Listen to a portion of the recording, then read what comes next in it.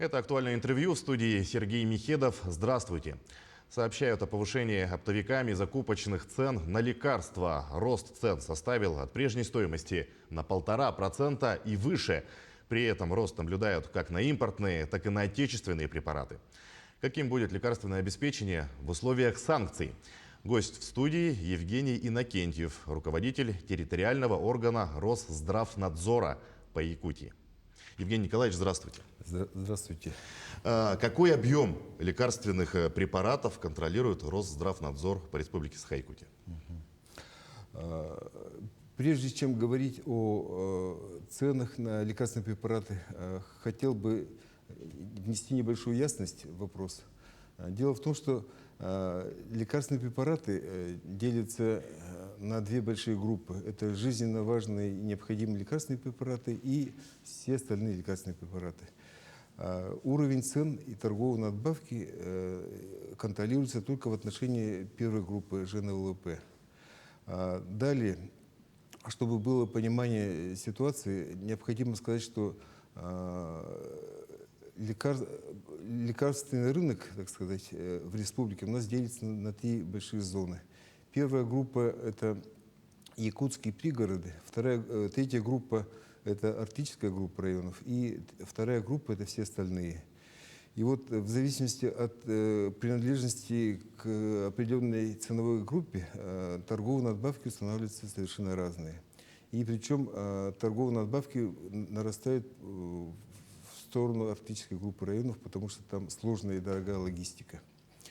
Вот. И третье понятие, которое необходимо тоже, чтобы люди, наше население знали, это понятие минимального ассортимента лекарственных препаратов. Это тот перечень, что-то около 50 наименований, которые обязательны к наличию как в аптечных организациях, так и в медорганизациях. Вот. И что касается группы ЖНВЛП, на эти препараты, начиная от производителя, крупного оптового поставщика и кончая розничной аптекой, устанавливаются свои предельные фиксированные предельные цены, в том числе розничные цены. То есть выше этих цен никто поднять не имеет права. Поэтому аптеки, оптовые поставщики, они как бы связаны по рукам вот этими предельными надбавками. Поэтому именно в отношении препаратов из группы ЖНВЛП такого разгула цен не будет. Что касается препаратов, которые не вошли в эту группу, то там уже цены регулирует рынок. Поэтому практически там могут быть... То есть это группа жизненно важные лекарственные препараты, имеется в виду, да? Так точно. И вот в эту группу входят более 700 международных непатентованных наименований. Так как фирмы разные производят под своим названием, то общее количество наименований составляет что-то около 17 тысяч. То есть в эту группу входит практически вся линейка препаратов, которыми пользуются для лечения больных наших граждан в рамках программы госгарантий. Вот. Что касается цен. Росздравнадзор проводит мониторинг на постоянной основе именно величины этих торговых надбавок, предельных розничных цен на лекарственные препараты. И мы отмечаем, что вот за вторую неделю марта повышение цен было около 2–3%, в зависимости от ценовой категории лекарственных препаратов. Если брать более такой широкий период, допустим, с декабря прошлого года, когда относительно спокойно было, то в сравнении с мартом у нас есть рост по разным группам препаратов до 4–6%. То есть мы пока такого катастрофического роста цен не наблюдаем. Ну а вообще будут ли повышаться цены на российские препараты и на иностранные препараты? Да, к сожалению, рынок есть рынок, и все-таки вот закупочные цены, особенно импортных препаратов, зависят от курса доллара, курса валюты. Поэтому все-таки вот со следующих уже, так сказать, завозов уже цены могут измениться. Будут ли вводиться дополнительные меры сдерживания на жизненно важные препараты?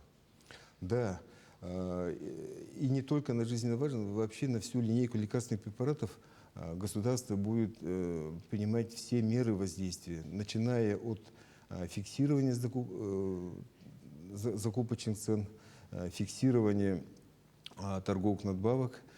Кроме того, будут приниматься такие меры протекционного характера, допустим, поддержка как производителей, так и крупных поставщиков. И еще надо отметить следующий момент важный, что в то время как санкции все шире охватывают нашу страну во всех ее сферах деятельности, в отношении лекарственного рынка следует отметить, что фармкомпании большие зарубежные, они политику санкций не поддерживают, и поэтому поставки будут продолжаться. Вот это вот нас очень обнадеживает. Ну, если говорить в среднем, какие ожидания будут по росту цен у нас на лекарства? Ну, трудно сказать. Вот мы сейчас пока мониторим, и в среднем пока вот за неделю 2%. Вот. То есть за одну неделю уже на 2% цены на лекарства выросли? Кроме того, тут все-таки, вот, чтобы люди наши не волновались, чтобы, вот, как в некоторых субъектах России, нашей страны, был ажиотажный спрос на лекарства, хочу сказать, что вот по информации, которая у нас есть, крупные дистрибьюторы в стране, оптовые поставщики имеют запас лекарств в объемах годичной потребности. Вот по итогам, по цифрам 2021 года. То есть практически мы до конца года на запасах, которые имеются в стране, мы проживем спокойно. Кроме того, должен сказать, что вот определенные лекарственные препараты очень востребованы, такие как инсулины разные, препараты для онкобольных, гормональные препараты. То же самое, во-первых, поставщики от своих обязательств не отказываются, во-вторых, в России вот за последние 2 года очень много препаратов зарубежных локализовано, то есть уже производится в Российской Федерации. Поэтому в этом отношении мне вот нравится слово «осторожный оптимизм» мы испытываем. Как будет проходить доставка лекарственных средств для льготных категорий граждан? Для льготников у нас существует целая программа. Есть группа федеральных льготников, республиканских льготников и льготные категории разные, в том числе и дети до 3 лет, участники боевых действий, ветераны тыла и так далее. Вот. И здесь вот финансирование, оно не сокращается из государственного бюджета, поэтому закупки проходят обычным путем. И единственное, что вот, все-таки вот правительство республики принимает меры по оптимизации расходов по доставке лекарственных препаратов в отдаленные населенные пункты нашей республики. Кроме того, Минздрав республики лицензирует свои фельдшерско-акушерские пункты, врачебные амбулатории в поселках, где нет аптек, для обеспечения розничными препаратами. Поэтому сейчас в дальнейшем через ФАПы и врачебные амбулатории можно будет нашему населению приобретать лекарства в самых отдаленных уголках нашей республики. Евгений Николаевич, спасибо, что нашли время, пришли к нам, ответили на наши вопросы. Желаем вам дальнейших успехов в работе. Всего доброго. Спасибо. Вы смотрели актуальное интервью. Оставайтесь на нашем канале.